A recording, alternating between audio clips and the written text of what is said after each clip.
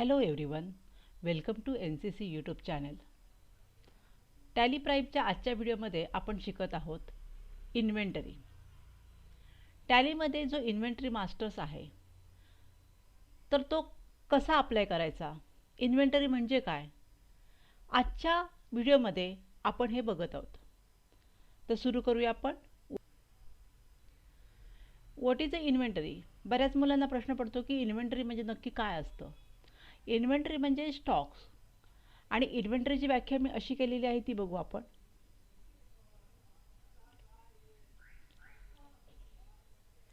Inventory refers to all types of goods और material which held by the business for selling purpose.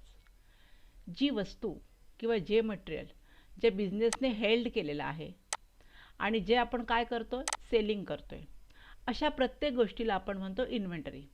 अगदी थोडक्यात म्हणजे त्याला आपण वापरतो कॉमर्सचा शब्द स्टॉक. ओके, की जी वस्तू आपण विकत आहोत. आता इन्व्हेंटरी आपण जरी बोललं तरी आपल्याला असं पहिल्यांदा बघावं लागेल की इन्व्हेंटरी कोणकोणत्या प्रकारच्या व्यवसायामध्ये असते, कुठच्या व्यवसायामध्ये इन्व्हेंटरी आपल्याला मेंटेन करायची असते. त्यासाठी आपल्याला बघावं लागेल टाइप्स ऑफ बिझनेस. व्यवसायाचे काही जे प्रकार आहेत ते आता पहिल्यांदा बघू आणि मग आपण इन्व्हेंटरीकडे परत जाऊ. टाइप्स ऑफ बिझनेसमध्ये पहिला टाइप्स आहे ट्रेडिंग, दुसरा आहे manufacturing and third one is service sector. व्यवसाय हा 3 क्षेत्रामध्ये चालतो. एक आहे ट्रेडिंग, दुसरा आहे मॅन्युफॅक्चरिंग आणि तिसरा आहे सर्व्हिस सेक्टर. ट्रेडिंग म्हणजे काय, मॅन्युफॅक्चरिंग म्हणजे काय, सर्व्हिस सेक्टर म्हणजे काय.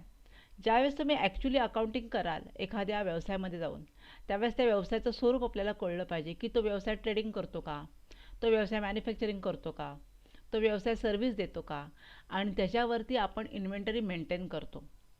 तर पहिल्यांदा आपण बघूया ट्रेडिंग म्हणजे काय. ट्रेडिंग हा कोणत्या प्रकारचा व्यवसाय असतो. इथे काय लिहिलं की goods are purchase from manufacturer and sold to customer. ट्रेडिंगचा बिझनेसमध्ये काय होतं की गुड्स परचेस करतोय आपण मॅन्युफॅक्चररकडून आणि तो कस्टमरला आपण काय करतो, विकतो. वस्तू खरेदी करणं आणि विकणे, इथे वस्तू मॅन्युफॅक्चरिंग केली जात नाही. आणि अशा प्रकारचा जो व्यवसाय असतो त्याला आपण म्हणतो ट्रेडिंग बिझनेस. आणि त्याचा आपण एक्झाम्पल बघूया. ह्याच्यामध्ये एक्झाम्पल असं आहे की computers, books, furniture, ovens etcetera are purchase and sold. जसं आपण टी व्ही घेतो तर टी व्ही तो तयार करत नाही आहे, तो जो रिटेलर आहे तो टी व्ही विकतोय.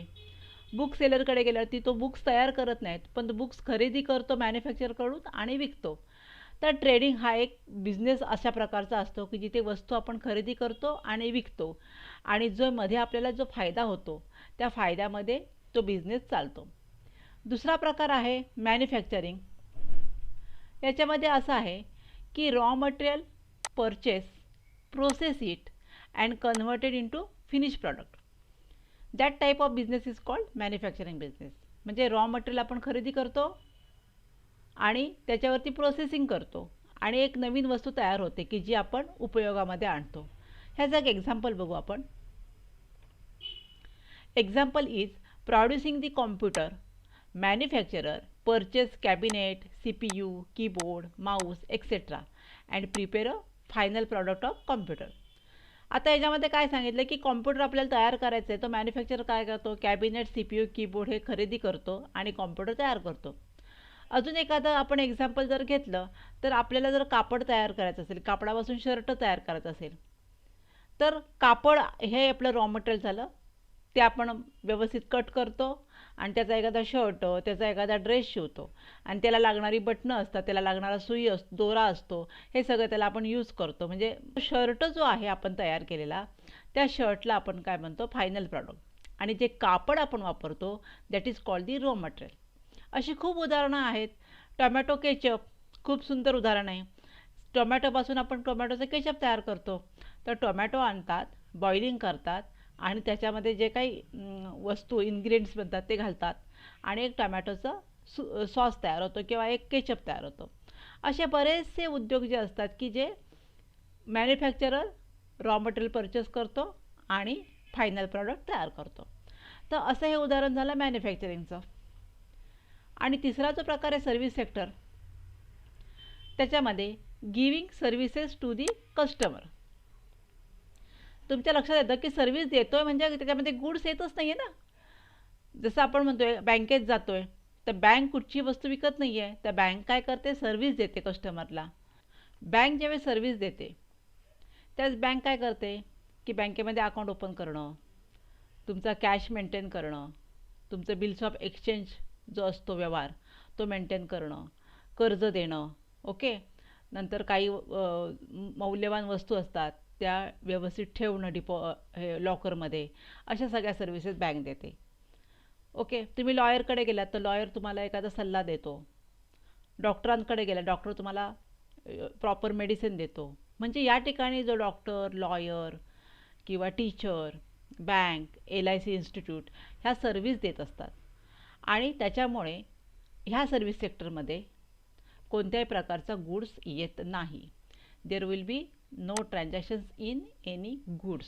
इथे रॉ मटेरियल नाही आहे, फायनल प्रॉडक्ट नाही आहे, काही नाही, फक्त सर्व्हिस असतात.